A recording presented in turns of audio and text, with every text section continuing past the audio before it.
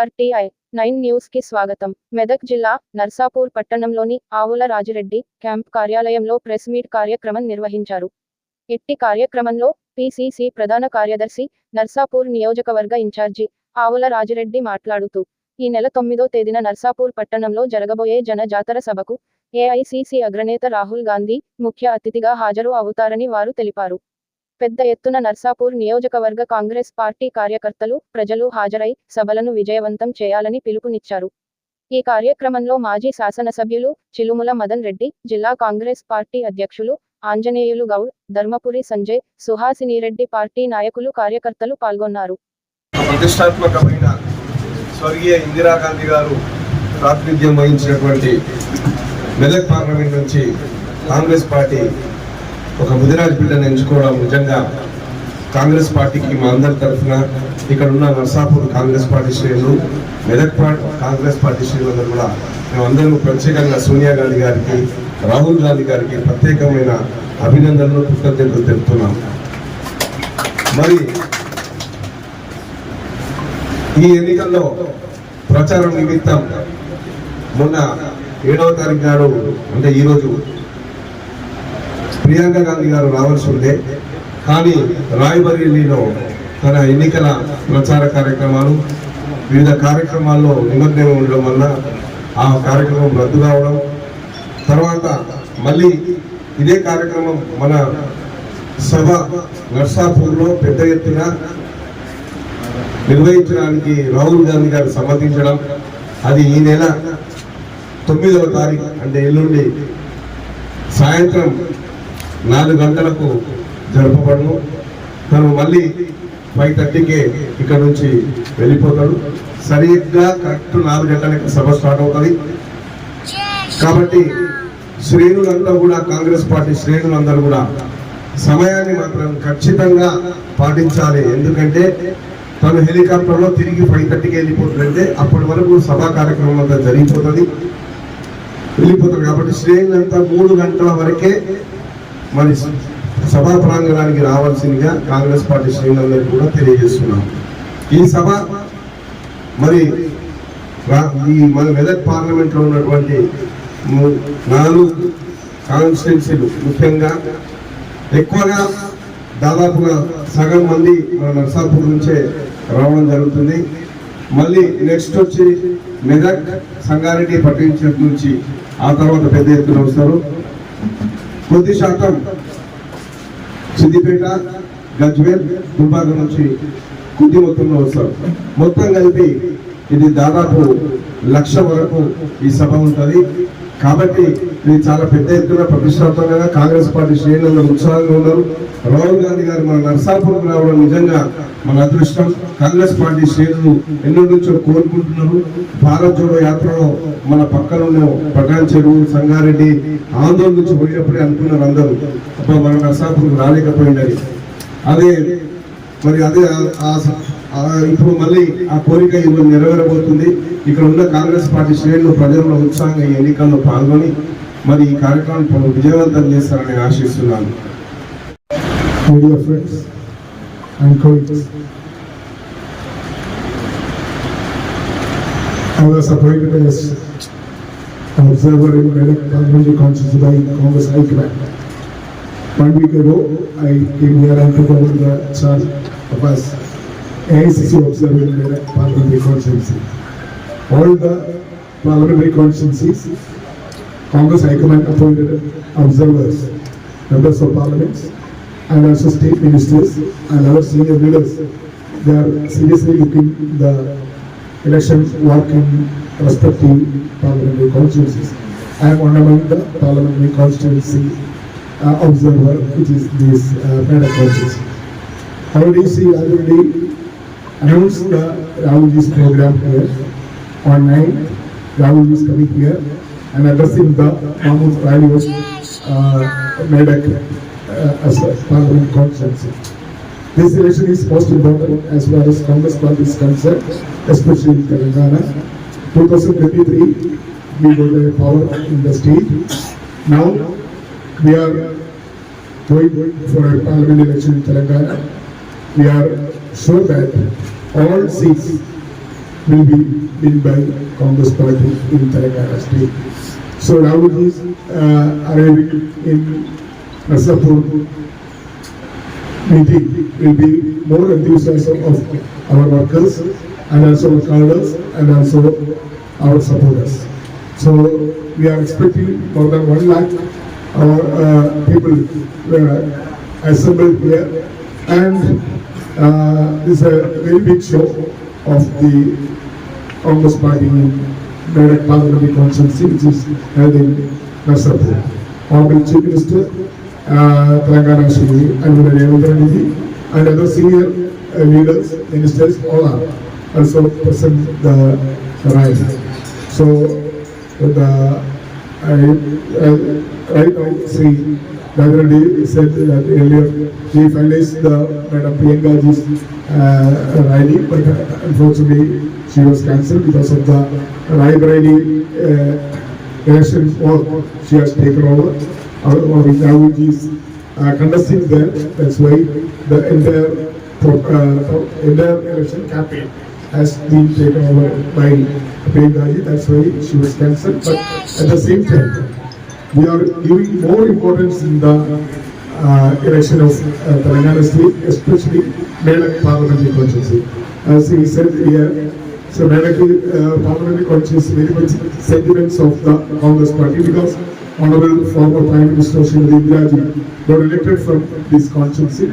After that, we lost this constituency. But this time, we are very sure that this time, this constituency, Medak constituency, will be come to Congress party. I visited all the assembly segments. I saw the participation of the people, and also I saw the workers also very active, and also candidates also reaching every nook and corner in the parliament constituency. So we hope that the coming majority. కార్యకర్తలకు అందరూ కూడా 3 కల్లా ground చేరుకోవాలా. ఎట్టి పరిస్థితుల్లో కూడా దీంట్లో ఎలాంటి అది లేదు. ఇది రాహుల్ గాంధీ గారి ప్రోగ్రామ్ అంతా మన చేతిలో ఉండదు కనుక పోలీసు వాళ్ళ తర్వాత స్ట్రిక్ట్ గా ఉంటుంది కనుక తర్వాత తదుపరి హైదరాబాద్ లో కార్యక్రమం ఉంది, వారు వెళ్ళిపోతారు. మనం ఎందుకంటే అన్ని ప్రోగ్రాం లేట్ చేసినట్టు కాకుండా దయచేసి అందరూ కూడా అన్యత భావించకుండా ప్రతి ఒక్క కాంగ్రెస్ కార్యకర్త కూడా ఏదైతే నీళ్లు మన గెలుపు కోసానికి కాంగ్రెస్ కార్యకర్తగా విధిగా పనిచేయాలని తను చెప్తున్నారు. అందుకోసానికి ప్రతి ఒక్కరు కూడా దీంట్లో ఈ రేపటి రాహుల్ గాంధీ మీటింగ్ అయితేనేమి, ఎలక్షన్ లో మీటింగ్ అయితేనేమి ఖచ్చితంగా భాగస్వాములు కావాలని కోరుకుంటున్నాను. టీఆర్ఎస్ వాళ్ళు చేసే పని గతంలో చేసిరు కాబట్టి వాళ్ళ ఆలోచనలు కూడా అట్లనే ఉంటాయి. అంత కర్మ పట్టలే ఇలా డోర్లు తెరుచుంటే ప్రవాహం వస్తుంది. మీరు రాష్ట్రంలో కూడా చూడండి, మరి ఇక్కడ జిల్లాలో కూడా చూడండి, వాళ్ళంతా వాళ్ళంటే స్వచ్ఛందంగా వచ్చి కప్పుకుంటామంటున్నారు. వాళ్ళకు ఇప్పుడు ఓనాడు వస్తున్నాడు కదా అని చెప్పి మనం వాళ్ళ ఇంటికి పోతాము.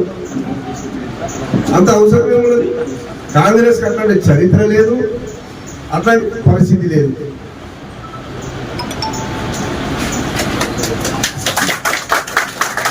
రోజు రోజుగా దానికి భయపడేది లేదు. తప్పకుండా హృదయపూర్వకంగానే నేను కాంగ్రెస్ పార్టీకి వచ్చిన అది ఓటు వేసిన తర్వాత కూడా మీకు తెలుసు అని కూడా నేను మనం చేస్తున్నా. ఓన్లీ డబ్బు మీద తప్ప, డబ్బుతో గెలుస్తామనేది తప్ప టీఆర్ఎస్ పార్టీకి ఇవాళ ఈ సీట్లు వేరే ఆధారాలు లేవు. కానీ నేను కూడా మా ప్రజలకు, మా నాయకులకు, ప్రతి ఒక్కరికి కూడా నేను కూడా చెప్తున్నాను, డబ్బులు తీసుకోండి కానీ పీపుల్కి న్యాయం చేయండి.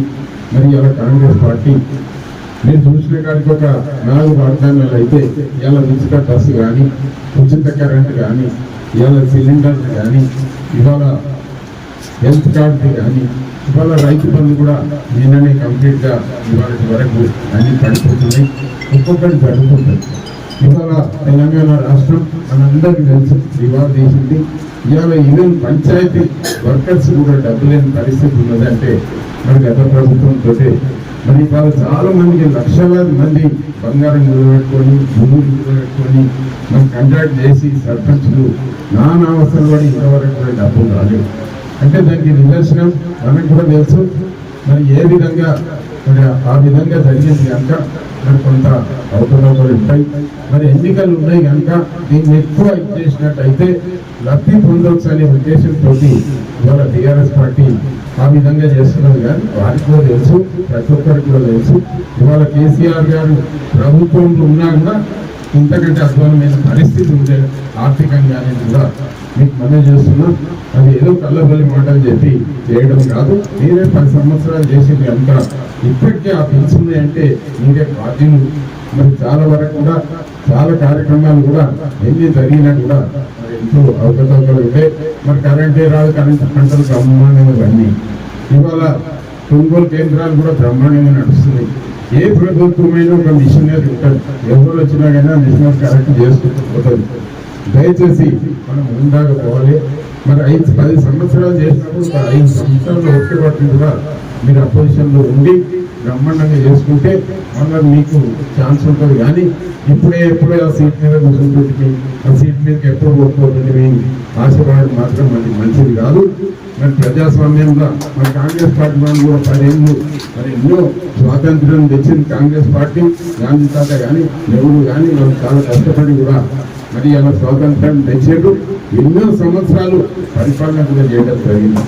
ఇప్పుడు ఎవరు ఒప్పుకోలేరు, పిల్లలే ఎట్లా కూర్చోవాలి, ఎట్లా కూర్చుండాలి కానీ ఆలోచన అది మంచిది కాదు. మీరు చాలా పనులు చేయలేరు అనేది కాదు, ఎన్నో అవకతవకలు కూడా జరిగినాయి. ఎన్నో ఇప్పుడు ఎన్నికల తర్వాత కూడా చాలా వరకు కూడా ఎంక్వైరీస్ అయితే దాని మీద కూడా జవాబు చెప్పవలసిన అవసరం ఉంటుంది. ప్రజలకు కూడా తెలుస్తుంది, ప్రజలు కూడా బాగా ఆలోచన చేస్తున్నారు. ఇలా 10 సంవత్సరాలు చేసి దిక్కులేని పరిస్థితి వల్ల గవర్నమెంట్ నడిపించింది కనుక మరి కాంగ్రెస్ పార్టీ మరి రేవంత్ రెడ్డి గారు కూడా మరి ఆశామాషిగా గెలవాలి. బాగా కష్టపడి బాగా స్పీచ్ ఇచ్చి బ్రహ్మాండంగా 24 గంటలు తిరిగి ఇప్పుడు కూడా 24 గంటలు మరి ఎంపీలను గెలిపించడానికి కూడా తిరుగుతున్నారు. ఒక ఆత్మవిశ్వాసం ప్రతి ఒక్కరు కూడా వీళ్ళ దుఃఖంలో వెళ్ళిండ్రా అనేది ఒకటి వచ్చేసింది. దాన్ని ఏ విధంగా చేయాలనే ఉద్దేశంతో ఇవాళ వాళ్ళంతా వక్రీకరణ చేసి ఏ విధంగా సీట్లు సాధించుకోవాలి. లేదంటే ఎవరు గెలుస్తుంది? ప్రజలు గెలిపిస్తారు. ప్రజలు ఎవరు గెలిపిస్తే వాళ్ళు గెలుస్తారు. దాన్ని ఈజీగా టేకప్ ఈజీ తీసుకున్నారు. వాళ్ళు అట్లా చేయలే. ఇప్పుడు మన సురేష్ గారు మరి అక్కడ 7 సార్లు గెలిచి మళ్ళీ కూడా మన ఎన్నికలలో ఓట్లు వేయించుకోవచ్చు. వాళ్ళ ఖర్చు 4 కోట్లు 3 కోట్లు పార్లమెంట్. మన దగ్గర సర్పంచ్లు ఎంపీ అంటే అర్థం చేసుకుంది. రాజకీయాన్ని తెలంగాణ రాష్ట్రంలో ఏ విధంగా దివాళ కోరుతానం తీసుకుపోతున్నారో మనం అర్థం చేసుకోవాల్సిన అవసరం ఉన్నది.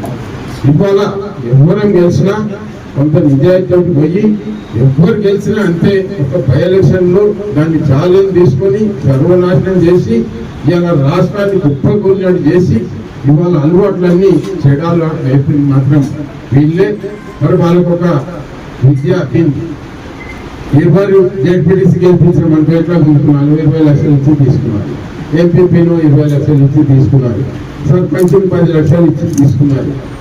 ఎంతవరకు ఆ డబ్బులు ఎక్కడి? 88 మంది ఎమ్మెల్యేలు గెలిచిన తర్వాత బ్రహ్మాండమైన మెజార్టీ మళ్ళా 15 మందిని 30 కోట్లు పెట్టి మరి ఇవాళ ఎమ్మెల్యేలను కొనుగోలు చేస్తే ఈ డబ్బులు ఎక్కడి? ఇవాళ ఎట్లా పుష్పచారం అవుతున్నది? ఒకసారి ప్రజలు కూడా ఆలోచన చేయాలని కూడా నేను మనం చేస్తున్నా. చాలా సంతోషం. నర్సాపూర్లో మీకు బాగా మెజార్టీ చూస్తుండొచ్చు. పెద్ద సమస్య ఏముంది, ప్రజలు వేస్తే వస్తుంది, లేకుంటే రాదు. మేము కూడా మాకు ఆశ ఉన్నది, మేము తప్పకుండా నర్సాపూర్లో మెజార్టీ తెచ్చుకుంటామని ఉన్నది. అది తుది విజ్ఞతలు ప్రజలే కనుక ప్రజలు ఏ తీర్పు ఇచ్చినా మనం శిరసాయించవలసిన అవసరం ఉన్నది. నువ్వు ఇన్ని చేసినా అంటున్నావు, ఇంకో మందిని కొన్నావు, మరి మొన్నెందుకు ఓడిపోయినావు? ఒకసారి ఆలోచన చేయాలి. దీన్ని కాంగ్రెస్ పార్టీ ఉన్నది, ఎన్నో రోజుల నుంచి పోరాటాలు చేస్తుంది. వాళ్ళు కూడా బై ఎలక్షన్లో లైట్ గా తీసుకుంటారు.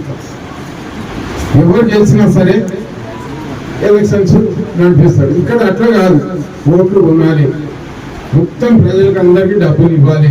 ఏం సిస్టమ్ ఇది? ఎంతవరకు తీసుకపోతుంది? ఇవాళ తెలంగాణ రాష్ట్రం, ఇంకేం తెలంగాణ 2 సార్లు కేసీఆర్ ముఖ్యమంత్రి గెలిచింది. ఇవాళ ప్రజలందరూ కూడా 10 ఏళ్ల తర్వాత సోనియా గాంధీ కూడా ఇచ్చింది కదా అనే ఉద్దేశంతో రేవంత్ రెడ్డి గారిని కూడా గెలిపించింది. ఇంకేం తెలంగాణ? ఎవరు అభివృద్ధి చేసి ఎవరు పనులు చేసి వాళ్ళు గెలుస్తారు. దానికి ఇంత ఆరాటం ఎందుకు? ఇంత ఆడ 90 ఓట్లు 80 ఓట్లు ఉంటుంది రెడ్డిపాలెం విలేజ్ లో. మా సోదరుడు ఎవరైనా మాట్లాడితే తలుపు కట్టి అనుమతి.